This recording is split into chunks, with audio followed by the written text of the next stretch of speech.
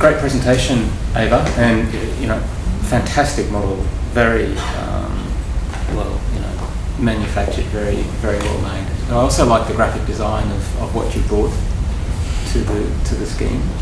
I think that adds a whole layer and starts to get a bit of architecture around some of these ideas that you had right at the beginning and moving through.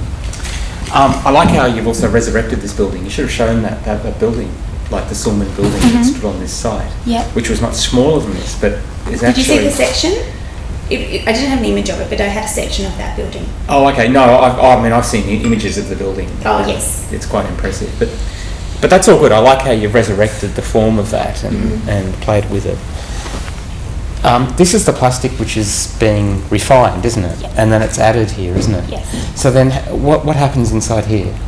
Well, at this level, you would be building the facade panels or printing any other product. Yeah. Because with 3D printing, you needn't change your technology to change what you produce. Yeah. So it's roughly the first half that is refinement, and then the second half is repurposing.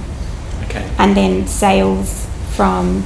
And once it's been repurposed and you've made that space, like the space in your image, Yes. What's going on inside there? Is it supermarket?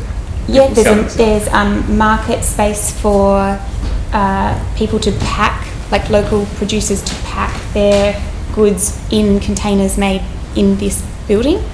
So it becomes a marketplace. There could be, as tenants move in, and they can use it however they wish, but it's important that a lot of it remains public and open to the people of Newcastle, because generally above the ground plane this becomes privatised. So as the tallest building and the building that will have a view over the whole of the city, I think it's important that that remains public. Richard, Peter?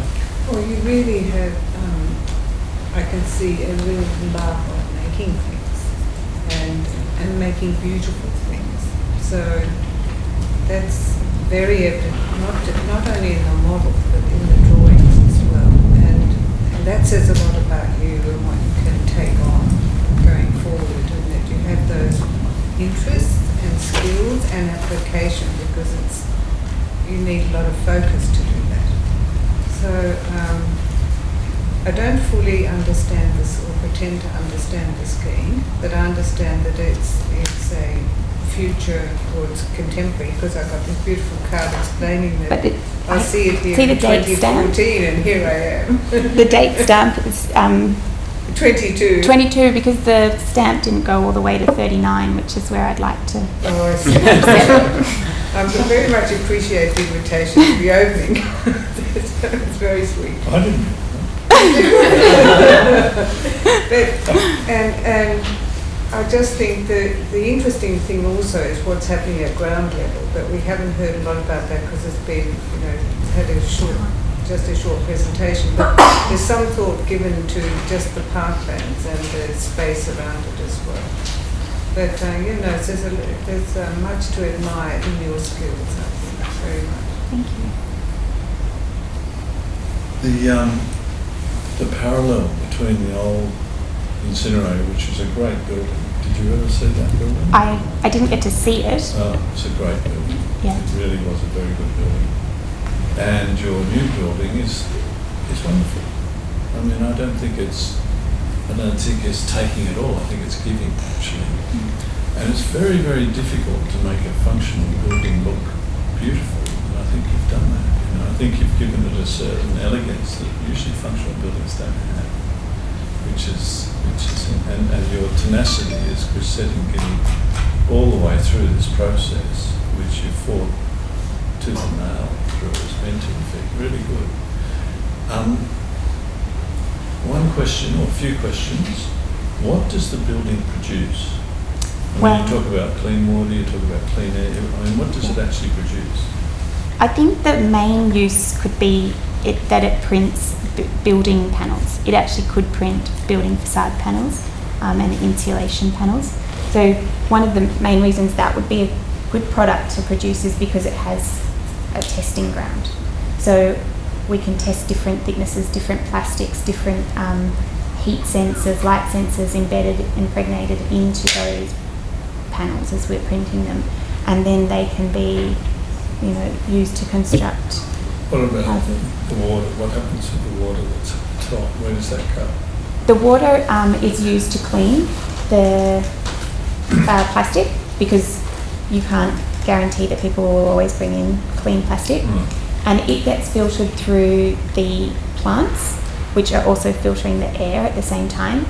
And then any of the residue, like the food scraps and waste that come off it, are turned into the composts in a worm farm and then sold through this as well. And the wind generator pumps the water up? The wind generator provides energy, but a lot of the energy actually comes from the extruder that turns the plastic into a spool for 3D printing, because it generates so much friction trying to squeeze these little plastic pellets through a very large sort of drill screw thing to push out a tiny little filament, and so much heat is created on that I've wrapped pipes around that to absorb that heat and then distribute that. Have you around been the to a building. plastics recycling plant? No, we send all our plastic to China to be recycled. Okay, at so we don't present. do anything in Australia. No. So the way this came about is that China has started to suggest that they might reject some of our plastic because they've got a lot of pollution over there, and they don't. I think that ethically we are just sending our waste and our problems over there, where they don't have as stringent controls about safety and workers. And I think we need to be responsible for that, and I don't see why it should also always be on the outskirts of our city.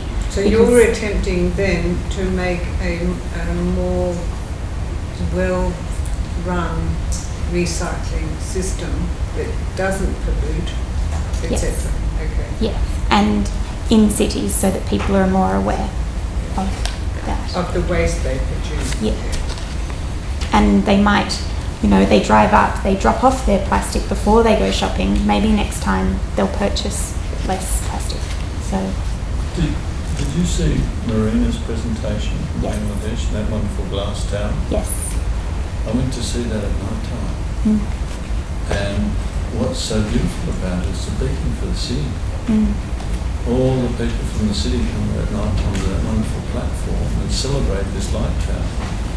And in many ways you've made that as well. So you've made three things. You've made a functional centre and a aesthetic centre and a place of recognition, which is really terrific.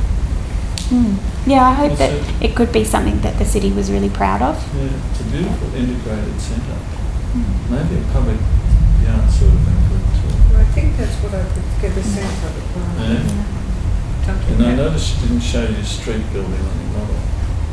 Oh, the heritage building, yeah? No, I didn't. Good move. Just have to let the towel breathe. Yeah, that's terrific. That's great.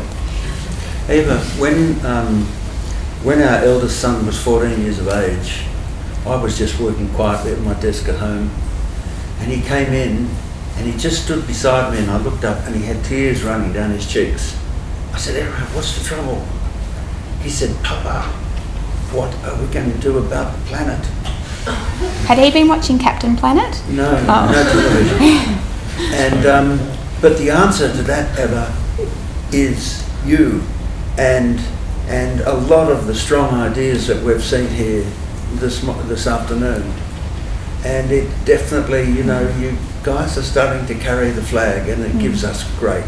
Because I know it gives us great hope. It seems so optimistic, and people think it's so ridiculous, but why can't we have these ideas and that maybe something will come of it and someone will do something about it? Especially if they're research. It's wonderful, and you are following in good footsteps, because two of Sydney's greatest buildings were done by Walter Burley Griffin, and they were both incinerators. They turned something which was trash into something that was noble. Not only that, my good friend, thank you very much for the card that addressed to me in a sailing boat off the East Coast, and all I can say to you is you have provided me with a navigation mark from Port Stephens, which at the moment we don't have. Yeah. So thank you very much. Do you like strawberries? Sorry? Do you like strawberries? I love strawberries. Good. They'll arrive on the boat soon. Thank you very much. Look forward to those. So Eva, it's very, very beautiful. Yeah. Yeah, well done. Thank you.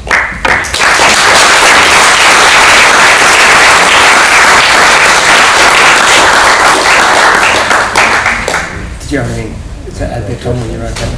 Well, I'm living on planet Mars according to my postcard in the year 2022, so that's optimistic in itself. But I would also insist that this would be a landmark that we would pay attention to on planet Mars, because to me it is this idea of a redirection of what we do.